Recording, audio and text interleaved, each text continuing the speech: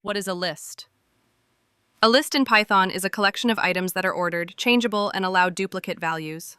You can store numbers, strings, or even other lists. How to create a list. You create a list by placing items inside square brackets. For example, my_list equals 10 apple 3.14. Accessing items.